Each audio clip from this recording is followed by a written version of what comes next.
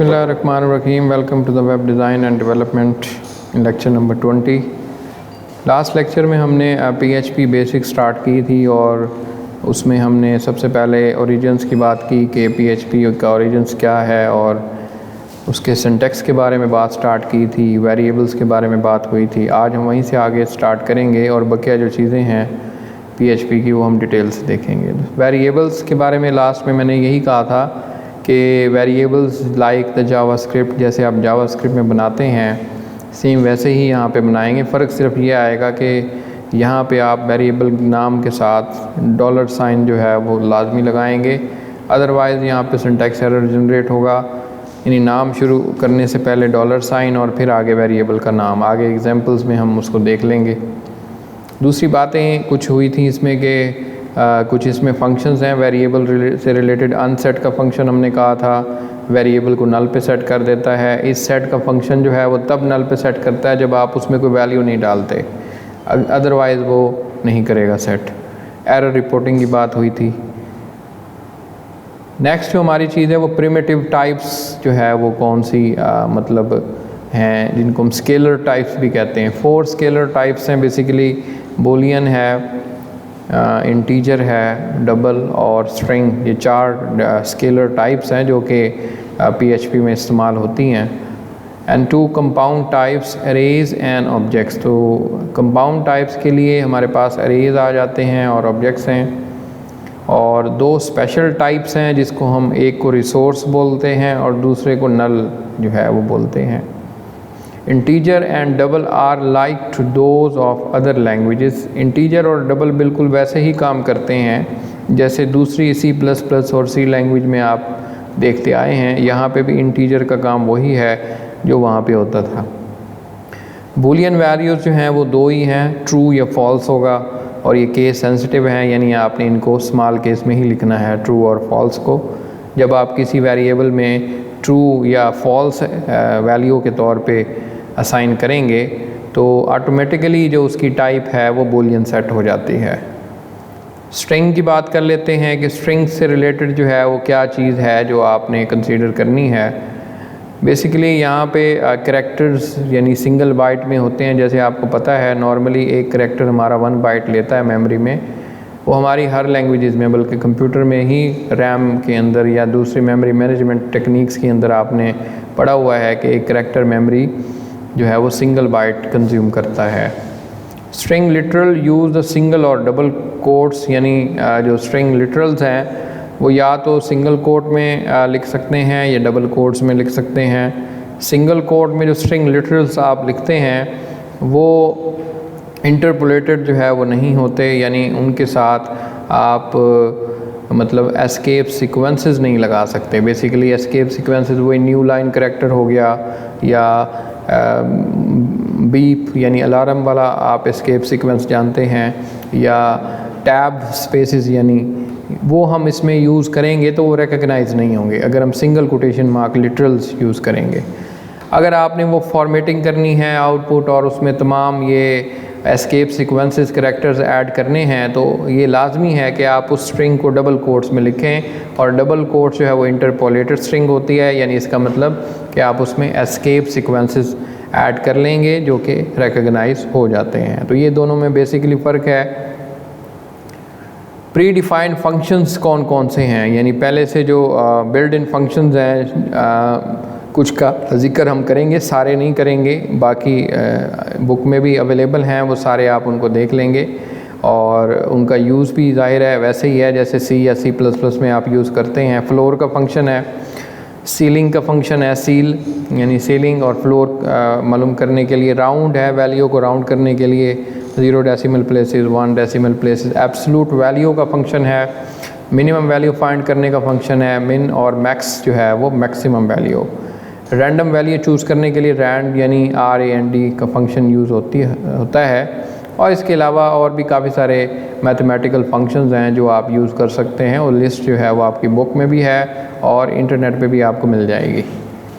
दूसरी जो फंक्शंस हैं जो स्ट्रिंग्स पे अप्लाई होते हैं उनकी लिस्ट है। एक स्ट्रिंग लेंथ का फंक्शन है strlen। तो यहाँ पे हमारे पास स्ट्रिंग लेंथ का फंक्शन है जो कि ये बताता है कि स्ट्रिंग की लेंथ कितनी है। स्ट्रिंग कंपैरिजन करना है दो स्ट्रिंग का आपस में, तो strcmp का फंक्शन है। स्ट्रिंग की पोजीशन मालूम करनी है कि स्ट्रिंग में फ़लाँ करैक्टर है वो कौन सी पोजीशन पे है, तो उसके लिए strpos का फंक्शन है। सब स्ट्रिंग का फंक्शन है। इस तरह चॉप का एक फंक्शन है जो कि आपके राइट साइड से वाइट स्पेस को रिमूव करता है। ट्रिम का फंक्शन दोनों साइडों से वाइट स्पेस को रिमूव करता है, लेफ़्ट एंड राइट से। और एल ट्रिम जो है वो लेफ़्ट साइड से वाइट स्पेस ख़त्म करता है। इसके अलावा स्ट्रिंग टू लोअर, यानी जो भी आप स्ट्रिंग देंगे वो लोअर केस में कन्वर्ट कर देगा, और स्ट्रिंग टू अपर है, ये आप जो भी आप इसको स्ट्रिंग देंगे ये उसको अपर केस में कन्वर्ट कर देगा। तो ये कुछ फंक्शंस इसमें वही हैं जो आप दूसरी लैंग्वेजेस में यूज़ करते आए हैं। इवन कि ये जावास्क्रिप्ट में भी इसी तरह के फंक्शंस हैं जो वहाँ पे हमने देखे थे। दूसरी चीज़ होती है इम्पॉर्टेंट के स्केलर टाइप्स की कन्वर्जन, यानी एक टाइप को दूसरी टाइप में कन्वर्जन कैसे करते हैं। अब ये काम कोई नया काम नहीं है, आप C++ में भी किया है हमने, लेकिन हम यहाँ पे ये देख रहे हैं कि ये PHP में कैसे होता है। तो दो तरीके हैं, इम्प्लिसिट और एक्सप्लिसिट। इम्प्लिसिट टाइप कन्वर्जन में स्ट्रिंग को न्यूमेरिक में आप कन्वर्ट कर सकते हैं।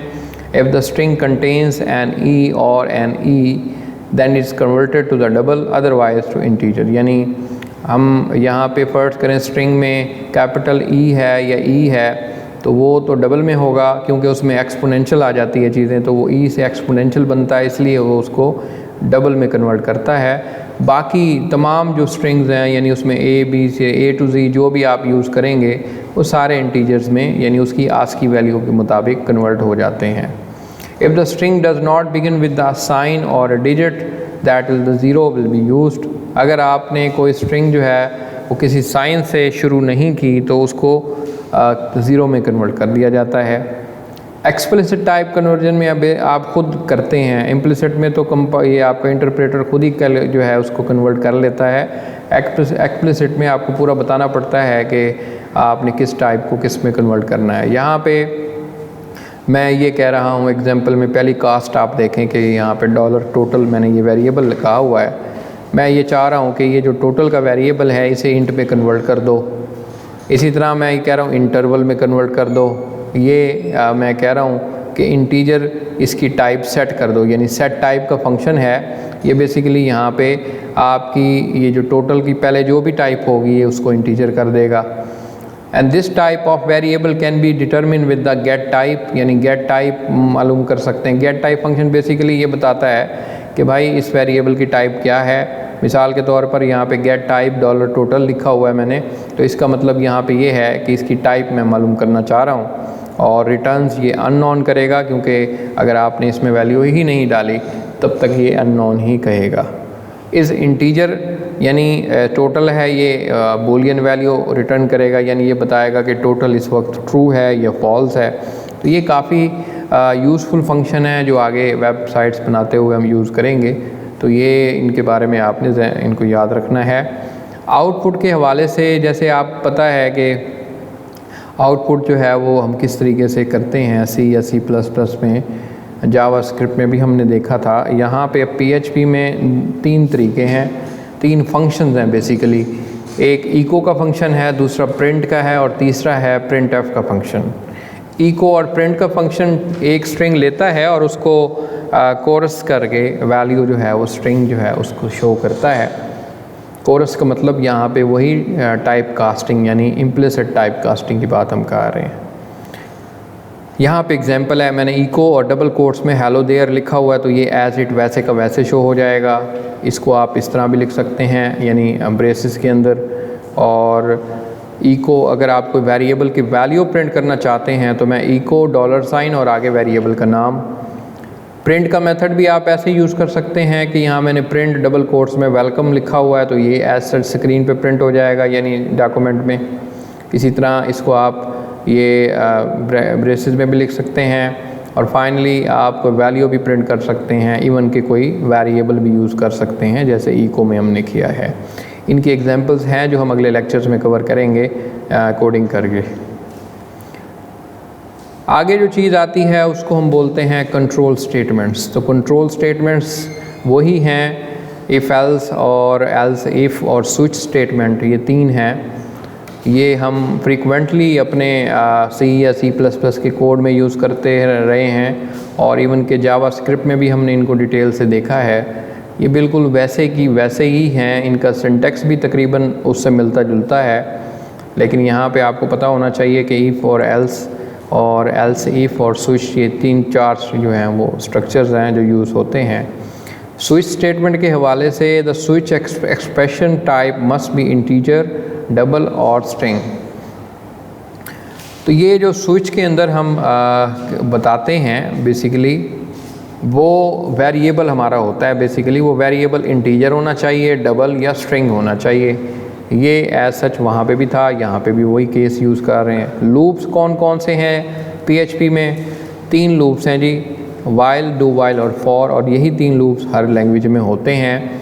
इनका यूज़ भी तकरीबन वही है और वैल्यूज़ और सारी स्टेटमेंट्स के प्रिंट करने का।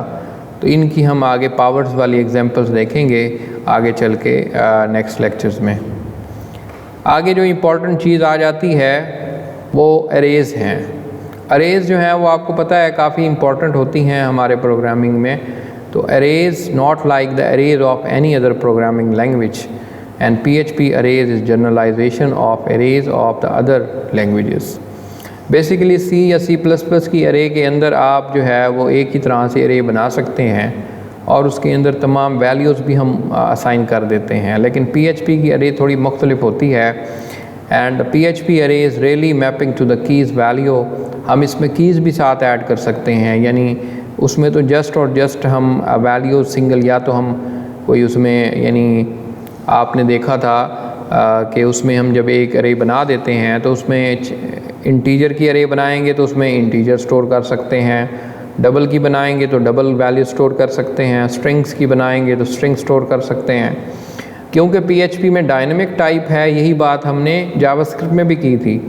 इसमें आप चाहें तो इंटीजर भी डाल दें, स्ट्रिंग्स भी डाल दें and so and so fourth, यानी कोई भी टाइप का डाटा इसमें ऐड कर सकते हैं। ये इसका एडवांटेज है और यही वजह से फिर हम इसमें यानी हर कीवर्ड के अगेंस्ट कोई की वैल्यू भी साथ स्टोर कर सकते हैं, यानी स्ट्रिंग और साथ उसके की वैल्यू भी हम स्टोर कर सकते हैं। ये एक डिफरेंस है जो कि दूसरी अरेज की निस्बत है। बेसिकली यहाँ पे हैश कोड यूज़ कर सकते हैं हम। हैश कोड आप एल्गोरिदम हमने पढ़ा हुआ है एल्गोरिदम्स के कोर्स में, वो यूज़ करके हम इसमें इंटरेक्टिव जो है वो एप्लीकेशंस बना सकते हैं।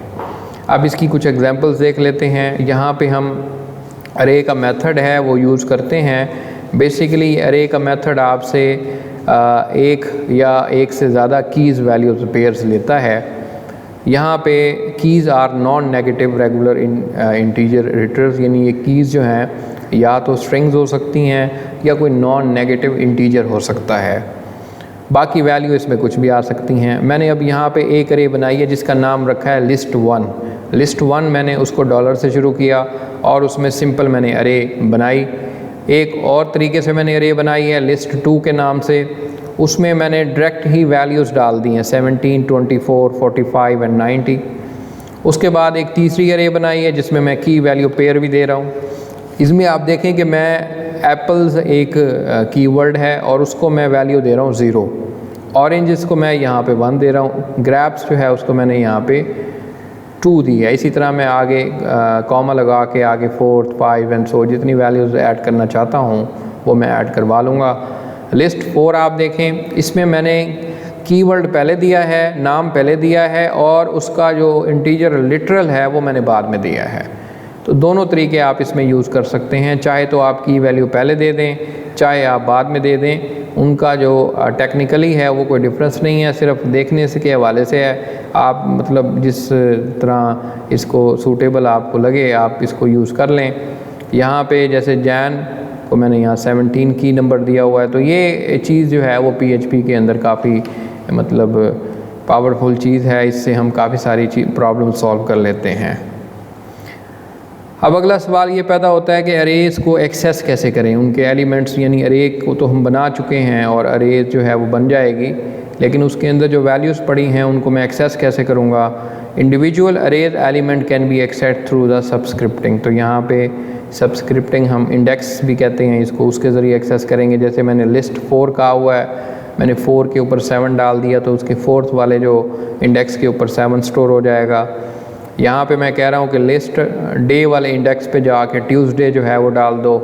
इसी तरह मैंने कहा है कि ये डॉलर लिस्ट जो है इसके ऊपर मैं यानी इसमें कोई इंडेक्स नहीं बता रहा बल्कि 17 कह रहा हूँ। If an element with the specified key does not exist it is created, यानी अगर आपने कोई की एलिमेंट नहीं दिया उसका यानी सबस्क्रिप्टिंग के अंदर, तो फिर वो जो है क्रिएट हो जाएगा और पहले इंडेक्स पे स्टोर हो जाएगा। इस केस में ये 0 पे जाके हो जाएगा। इफ़ द अरे डज़ नॉट एग्जिस्ट द अरे इज़ क्रिएटेड, यानी अगर अरे जो है वो एग्जिस्ट नहीं करती तो इसका मतलब ये है कि वो फिर उसमें वैल्यू तो स्टोर नहीं हो सकती। लेकिन अगर आपने अरे नहीं बनाई तो फिर अरे जो है आप उसमें वैल्यू जब डालते हैं तो उस वक्त बन जाती है। द की और value can be extracted from the अरे, यानी यहाँ पे अब आप देखें कि मैंने एक हाइस का वेरिएबल शो किया है और उस हाइस के वेरिएबल के अंदर जो है वो मैं यहाँ पे अरे मंडे और उसकी की से यहाँ पे 74 है, ट्यूसडे की 70 है, वेडनेसडे की 67 है, इसी तरह फ्राइडे की 65 है। तो मैं ये हाइस के अंदर स्टोर कर रहा हूँ। इसी तरह डेज़ हैं तो उसमें मैं जो डेज़ हैं वो इसमें चले जाएंगे और टेम्प में अरे वैल्यूज़ चली जाएंगी। बेसिकली अरे कीज़ का फंक्शन है, वो क्या करता है अरे में से जितनी कीज़ होंगी उनको अलग अलग कर लेगा।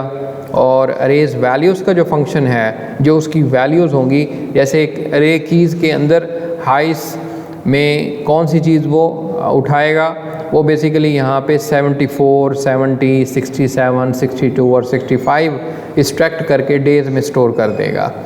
ऑन द अदर हैंड जो हमारी अरे वैल्यूज़ हैं उसमें क्या चीज़ होगी, उसमें ये मंडे ट्यूसडे ये सारे जो हमने स्ट्रिंग लिटर्स दिए हुए हैं इनको 1 बाय 1 करके एक्सट्रैक्ट करके टेम्प के अंदर स्टोर कर देगा। डीलिंग विद अरेज, यानी अरेज को हम मतलब कैसे यूज़ करते हैं और को फंक्शन कौन कौन से हैं। अरे को डिलीट करना हो तो अनसेट का फंक्शन यूज़ करेंगे। अनसेट को आप अरे का नाम बताएंगे, ये उसको डिलीट कर देगा। आप चाहें तो अरे पूरी डिलीट ना करें, उसका कोई एक एलिमेंट डिलीट करना चाहते हैं तो वो फिर बनेगा डॉलर लिस्ट और आगे स्क्वायर ब्रैकेट्स के अंदर 4। इस अरे जो है वो ये बताता है, यानी अगर अरे बनी है तो ट्रू रिटर्न कर देगा, नहीं बनी तो फॉल्स रिटर्न कर देगा। इन अरे का फंक्शन क्या बताता है, ये देखने के लिए कि ये जो 17 वाली की है वो अरे में मौजूद है या नहीं। अगर मतलब मौजूद होगी तो ट्रू रिटर्न कर देगा, अगर नहीं है तो फॉल्स रिटर्न कर देगा। एक्सप्लोड का फंक्शन होता है। एक्सप्लोड का फंक्शन क्या करता है, बेसिकली ये वर्ड जो आपकी स्ट्रिंग बनेगी उसको सेपरेट कर देता है उसकी वैल्यू को। और इम्प्लोड का फंक्शन जो है वो भी सेपरेट करता है, लेकिन ये स्पेस के बाद वाला सेपरेट करता है। तो ये हमारे पास चंद फंक्शंस हैं जो अरे के साथ डील करते हैं। अब यहाँ पे बात है कि सिक्वेंशियल एक्सेस अरे एलिमेंट की कैसे करें, यानी मैं फ़र्ज़ करें अरे मैंने बनाई है 50 एलिमेंट की, मैं ये चाहता हूँ कि तरतीब से मैं एक एक जो है एलिमेंट निकालूँ, तो उसकी हम बोलते हैं सिक्वेंशियल एक्सेस। तो उसके लिए 2 फंक्शन, एक नेक्स्ट का है और एक है प्रीव्यू का। नेक्स्ट का फंक्शन अब आप देखें कैसे काम कर रहा है। तो मैंने यहाँ पे देखें सिटीज़ की एक अरे बनाई, लंदन, पेरिस और शिकागो, यहाँ पे मैंने 3 सिटीज़ दे दिए हैं। अब मैं यहाँ पे क्या कर रहा हूँ कि इस अरे में से एक एक सिटी को बाहर निकालूंगा। तो वो नेक्स्ट के ज़रिए देखें मैंने नेक्स्ट को क्या पास किया है, सिटीज़। तो क्या करेगा, पहले लंदन बाहर निकालेगा, वो सिटी में डाल देगा, फिर पेरिस एंड सो फोर्थ, यानी तरतीब से निकालेगा। यही काम हम एक और लूप स्टेटमेंट होती है जिसको हम फॉर ईच लूप कहते हैं। ये एक नया लूप है, इसको हम यहाँ पे जावास्क्रिप्ट में भी यूज़ कर सकते हैं, यहाँ भी कर सकते हैं, इवन के जावा में या जो C# लैंग्वेज है उसमें भी यूज़ कर सकते हैं। ये बेसिकली ये भी यही काम करती है, आप इसको अरे बता देते हैं और ये फिर उसमें से सिक्वेंशली एक एक आइटम बाहर निकालती है। यहाँ पे एग्जांपल देख लें, मैंने लिखा हुआ है as list as a temp, यानी मैंने 2 चीज़ें निकाल सकता हूँ ना, अरे में कीज़ पड़ी हुई हैं और वैल्यूज़ पड़ी हुई हैं। आप कौन सी चीज़ बाहर निकालना चाहते हैं। अगर तो सिंगल अरे है उसमें तो एक ही चीज़ पड़ी हुई है, उसमें तो कोई मसला नहीं है।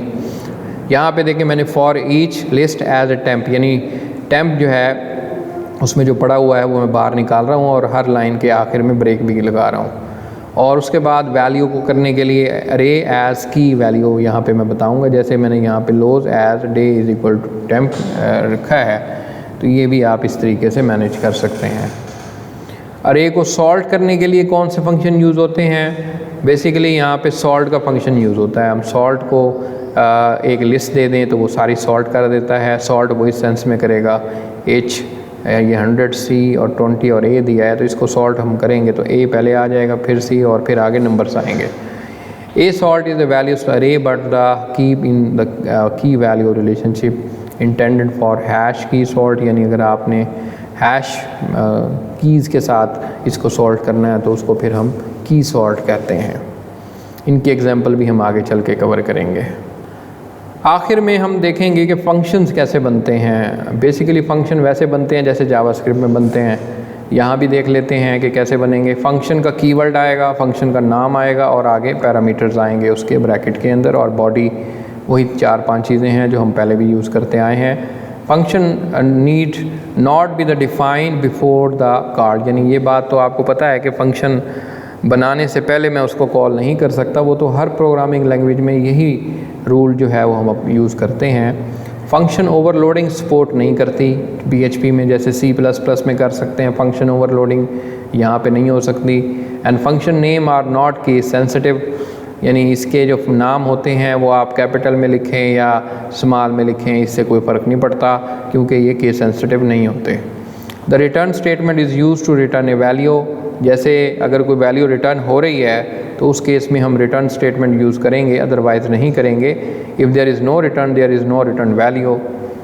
पैरामीटर्स के हवाले से बात वही है कि if the caller send too many actual parameters the function ignore the extra one, यानी अगर आपने एक से ज़्यादा एक्चुअल पैरामीटर भेज दिए हैं और फंक्शन सिर्फ एक ही यूज़ कर रहा है तो उस केस में बाकी सारे इग्नोर हो जाते हैं। और दूसरी इसके बारे में जो अहम बात है, if the caller does not send the enough parameters the unmatched formal parameter are unbound. अगर आपने फर्ज करें हमारा फंक्शन 3 पैरामीटर एक्सेप्ट कर रहा है लेकिन कॉल करते वक्त हमने उसको 2 दिए हैं या 1 दिया है तो वो एरर दे देगा अनबाउंड का, कहेगा कि जी 3 पैरामीटर्स मुझे चाहिए जो आपने मुझे शुरू में बताया था। The default parameter passing the method is pass by the value, यानी जो बाय डिफ़ॉल्ट हम पैरामीटर पास करते हैं वो बेसिकली बाय डिफ़ॉल्ट वैल्यू, यानी कॉल बाय वैल्यू या पास बाय वैल्यू का कॉन्सेप्ट उसमें यूज़ होता है। आप अगर रेफरेंस करना चाहते हैं तो उसके लिए फिर हम M% का साइन लगाते हैं, जैसे कि आपको पता है किसी दूसरे प्रोग्रामिंग लैंग्वेजेस में भी। मैं बार बार दूसरी C++ और इनका हवाला साथ इसलिए दे रहा हूँ कि आप कंपेयर कर सकें इनको, कि वो भी चीज़ जो हम पहले पढ़ चुके हैं उससे ये कोई ख़ासी डिफरेंट चीज़ नहीं है बल्कि वही चीज़ है। यहाँ पे आप देखें मैं ऐड ऑन 1 का फंक्शन बना रहा हूँ। कीवर्ड मैंने रखा फंक्शन, नाम मैंने रखा ऐड1। यहाँ पे अब मैं एक वेरिएबल पास कर रहा हूँ $param और इसके साथ मैंने M% लगाया है। मैं अब रेफरेंस पास कर रहा हूँ, ये कॉल बाय वैल्यू नहीं है बल्कि पास बाय वैल्यू है। यहाँ पे मैं अब उसके अंदर 1 ऐड इंक्रीमेंट कर देता हूँ। उसके बाद यहाँ पे देखें मैं यहाँ पे इसको मैंने एक और वेरिएबल बनाया, उसमें डाला 16 और 16 मैं इसको पास कर देता हूँ ऐड1 को, तो ये अब 17 कर देगा वैल्यू को क्योंकि ये इंक्रीमेंट हो जाएगा। Scope and life time of the variables, अब ये भी काफ़ी इंपॉर्टेंट है। इनका बिल्कुल वही चीज़ है जो हम पहले फंक्शंस में जावास्क्रिप्ट में भी देख आए हैं। बुनियादी तौर पे बात वही है कि अगर आप फंक्शन के अंदर वेरिएबल्स बनाएंगे तो उनका जो स्कोप होगा वो लोकल होगा और लाइफ टाइम भी उनका लोकल वेरिएबल की तरह होगा। अगर आप फंक्शन से बाहर बनाते हैं तो वो लोकल नहीं कहलाता बल्कि आप उसके साथ ग्लोबल का कीवर्ड लगाएंगे अगर आपने उसको ग्लोबली बनाना है। तो access the non local variable in function it must be declare to be the global, यहाँ पे ग्लोबल का कीवर्ड और आगे फिर वेरिएबल। नॉर्मली आपको पता है कि फ़ंक्शन के अंदर जो वेरिएबल्स बनते हैं, जब फंक्शन से बाहर कंट्रोल निकलता है तो उस वक्त वो तमाम वेरिएबल डिस्कार्ड हो जाते हैं। इसके साथ अगर आपको हिस्ट्री मेंटेन रखनी है वेरिएबल की तो स्टैटिक वेरिएबल यूज़ होते हैं और उसके लिए कीवर्ड यूज़ होता है स्टैटिक। तो ये सारी चीज़ें भी उससे मिलती जुलती हैं। बाकी लास्ट में मैं बात करूँगा कि PHP जो है वो CS सर्वर्स पे कैसे चलती है, इसका हम प्रैक्टिकल आगे करेंगे, लेकिन उससे पहले कि ये आप देख लें बेसिकली हम जिसको सर्वर बनाना चाहते हैं और उसके अंदर यानी हमने ये सर्वर साइड प्रोग्रामिंग करनी है तो ये जो सर्वर वाली फ़ाइल रखेंगे ये उस सर्वर में रखेंगे, यानी लिनक्स का सर्वर है। अब इस केस में तो हम अपने लैपटॉप में ही एक छोटा सा सर्वर क्रिएट कर लेंगे स्पेस, उसमें ये चीज़ रखेंगे। अगर आप यानी कोई सर्वर अलग से कंप्यूटर बनाएंगे तो वहाँ पे उसकी फ़ाइल जो है वो रखी जाएगी उसकी डायरेक्टरी के अंदर। अब ये डायरेक्टरी सेट क्या होता है इसको भी हम आगे चल के प्रैक्टिकल में कवर करेंगे। HTML file with the embedded the PHP script need to have .php extension, यानी HTML फाइल जिसके अंदर आप PHP का कोड लिखेंगे तो उसको आप स्टोर करेंगे या सेव करेंगे .php एक्सटेंशन से। ये शुरू में बात मैं बता आया हूँ कि जो इसकी एक्सटेंशन है वो .php ही रखनी है, HTML नहीं रहेगी, क्योंकि HTML के अंदर जब आप PHP का कोड ऐड कर देंगे तो फिर वो HTML अब नहीं रही बल्कि उसमें PHP का कोड भी ऐड हो गया है, तो आप उसको .php के साथ स्टोर करेंगे। उसके बाद यहाँ पे वेब ब्राउज़र के लिए या लोकल होस्ट है, ये सारी चीज़ें हम प्रैक्टिकल में कवर करेंगे। PHP script are executed under on your account, यानी आप अपने अकाउंट के साथ इसको यूज़ कर सकते हैं। और इसके साथ जो इम्पॉर्टेंट चीज़ है वो हम डेटाबेस कनेक्शन के अंदर ये स्क्रिप्ट जो है वो ज़्यादातर यूज़ करते हैं, वहाँ भी हम यूज़ करेंगे।